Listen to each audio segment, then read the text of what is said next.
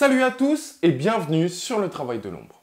Après ce Nîmes OM, j'aurais pu vous parler de toute l'importance de ce résultat, des prestations XXL demandant Dao de Camara ou de celles de Payet qui alternent entre le chaud et le froid. Mais j'ai choisi, sans surprise, de m'attarder sur Dario Benedetto.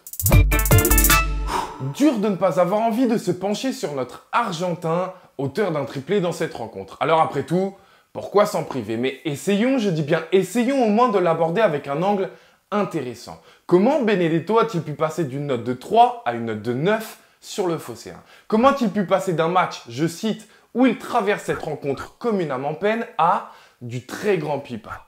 En marquant 3 buts? Bah oui, évidemment. Et puisqu'on citait le Phocéen précédemment, continuons avec l'argument de Romain Canuti. Un attaquant se juge uniquement à son efficacité. Eh bien, je suis entièrement d'accord avec ça et vous allez voir pourquoi. D'abord, balayons d'un revers de main l'argument sur l'état physique de Benedetto. On m'a expliqué que face à Nantes, il était beaucoup moins capable de répéter les efforts que face à Nîmes dû à ses pépins physiques. Eh bien, c'est totalement faux. C'était également le cas face à Nantes. Moi, je l'ai vu par exemple effectuer cette course. Alors, je vous vois venir. Les plus malins me diront, c'est parce que c'était en début de match. Comment expliquer qu'à la 57e, il est capable de se jeter à 2 reprises de la sorte? Ou qu'à la 68e, il est encore capable d'effectuer cette course, de tacler, puis de refaire l'effort derrière? Tout simplement parce que c'est faux, vous le voyez, l'argument ne tient pas. J'ai également entendu dire que sa meilleure forme physique face à Nîmes lui avait permis d'effectuer beaucoup plus d'appels en profondeur en s'appuyant sur l'exemple du second but. Mais là aussi, c'est faux. Contre Nantes, j'en ai vu plein des appels en profondeur. Regardez. Donc ça me paraît clair, ça ne s'est pas joué sur son physique. Autre argument, cette fois plus tactique. Nous n'avons pas joué en 4-3-3, mais en 4-2-3-1 avec un Morgan Sanson beaucoup plus proche de lui. D'abord, constatons que c'est vrai, comme on peut le voir dès les premières secondes ici, avec ce schéma parfaitement dessiné. On peut voir également que Sanson n'a pas hésité à se projeter haut en jouant très souvent sur la même ligne que notre attaquant. J'entends donc que par conséquent, il a touché beaucoup plus de ballons, que ces ballons touchés étaient situés beaucoup plus haut sur le terrain, qu'il a donc perdu beaucoup moins de ballons, réussi beaucoup plus de passes et a donc réussi à combiner davantage avec ses partenaires. Ah bon? Face à Nantes, Pipa c'est 28 ballons touchés, 36 à Nîmes.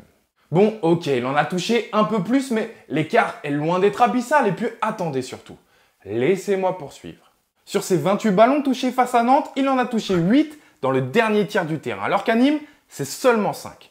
7 ballons perdus à Nantes contre 8 à Nîmes, pourcentage infiniment plus faible. Face aux Canaries, c'est 18 passes réussies sur 19, que 17 sur 22 face aux Crocos. Quant aux combinaisons avec les créateurs de jeu, face à Nantes, Benedetto a reçu seulement 2 ballons de la part de Sanson et seulement 2 de la part de Payet. Face à Nîmes, c'est quasiment la même chose, seulement 1 ballon de Sanson et 2 de Payet. Donc si effectivement ce changement tactique est avéré, les conséquences énoncées précédemment, et les chiffres le prouvent, sont-elles totalement fausses. En revanche, avec ce nouveau dispositif, il y a eu un véritable changement qui a eu de lourdes conséquences, mais qui n'est jamais cité. Le cœur du jeu trop désert et cette dangerosité en phase de transition. En avançant, et donc défendre en avançant permet de récupérer le ballon beaucoup plus souvent, beaucoup plus vite et surtout beaucoup plus haut. Et à mes yeux, elle est surtout là la grande différence dans notre nouveau schéma tactique. D'ailleurs, avez-vous remarqué que cette dernière séquence n'avait pas été choisie totalement au hasard? Eh oui, c'est l'origine de l'action de notre égalisation. Densité axiale, en tout cas beaucoup plus grosse que sur les images face à Nantes, avec un Camara bien plus à son poste. Une équipe qui, comme je le disais, défend en avançant avec encore une fois Sanson très haut. Et malgré des pertes de balles successives, c'est toujours la même chose. Sanson est toujours situé haut, toute l'équipe défend en avançant et tout cela va rendre plus efficaces les courses de pressing de Benedetto. Alors, est-ce vraiment un hasard si c'est lui qui va bénéficier de ça et récupérer le ballon? Non, mais regardez la suite. C'est cette récupération qui entraîne le but égalisateur. Il est primordial de souligner que c'est ce positionnement haut de Sanson qui, premièrement, récompense les efforts de pressing de Benedetto, qui, deuxièmement, attire avec lui toute l'équipe, notamment son milieu de terrain le plus bas, Camara, et qui, et oui, elle est là la différence avec cette nouvelle tactique. Les efforts qu'effectue Benedetto, qui sont exactement les mêmes que face à Nantes, deviennent simplement aujourd'hui beaucoup plus efficaces. Et alors, sur ce second but, ça se passe comment?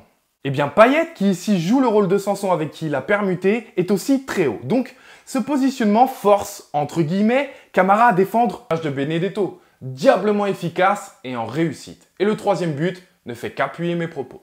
Réussite et efficacité. Tiens, d'ailleurs, savez-vous quelle est l'origine du coup franc qui entraîne le but?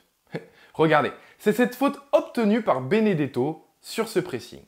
Alors, j'aurais pu vous montrer ses nombreux décrochages entre les lignes, mais il a fait exactement la même chose face à Nantes. J'aurais pu vous montrer autre chose, mais je le répète, il a réalisé la même prestation face à Nantes. Lui, il n'a rien changé. Alors, s'il n'est pas mauvais foncièrement dans un domaine, il n'excelle pas non plus dans l'un d'entre eux. Il n'est pas capable de faire basculer la rencontre grâce à son jeu de haut but. Il n'est pas capable de faire basculer la rencontre grâce à un exploit individuel, etc., etc. Donc, Benedetto ne dépend que d'une seule chose, sa réussite. Ses buts, ne cherchons pas plus loin, il ne dépend que de ça.